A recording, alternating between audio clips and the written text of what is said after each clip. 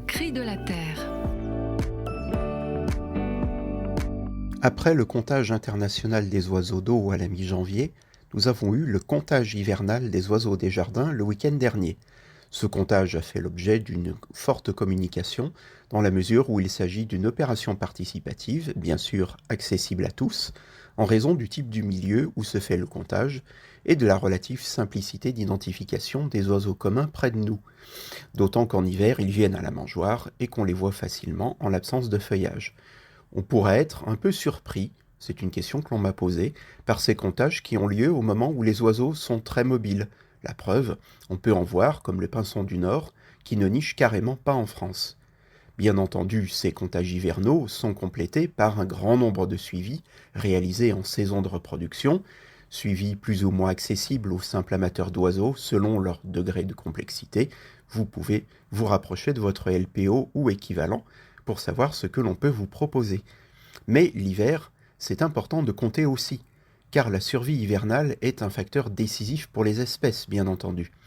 Un hiver de rigueur normale verra la mort de près de la moitié des petits passereaux, les trois quarts pour les jeunes de l'année qui connaissent mal le territoire.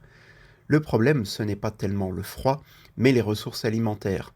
Et c'est là qu'intervient l'action de l'homme, dont l'aménagement, comme il dit, du territoire, ou les choix politiques, peuvent transformer d'une année sur l'autre un paysage riche en arbustes, à baies ou résidus de culture, en un désert où les pinsons et les mésanges vont littéralement mourir de faim. Les verdiers et les chardonnerets, par exemple, oiseaux des jardins assez communs, se sont mis à décliner rapidement suite à des changements de pratiques agricoles qui ne laissent plus tout l'hiver le sol nu plein de grains ratés par la moissonneuse. Quant aux oiseaux d'eau, le fait que les plans d'eau gèlent ou non sous l'effet du changement climatique va évidemment changer leur utilisation de l'espace à l'échelle européenne. D'où la nécessité du comptage international simultané du 17 janvier. En hiver, les oiseaux bougent constamment, c'est un fait. Comment? Vers où? Avec quelle chance de survie? L'ampleur des changements impulsés par l'homme est telle et si rapide qu'on a constamment besoin de renouveler nos données, notamment donc à l'aide de vastes comptages réalisés de manière simultanée. Non, on ne sait pas déjà tout. Pour une action écologique ajustée, nous avons besoin de connaissances constamment remises à jour.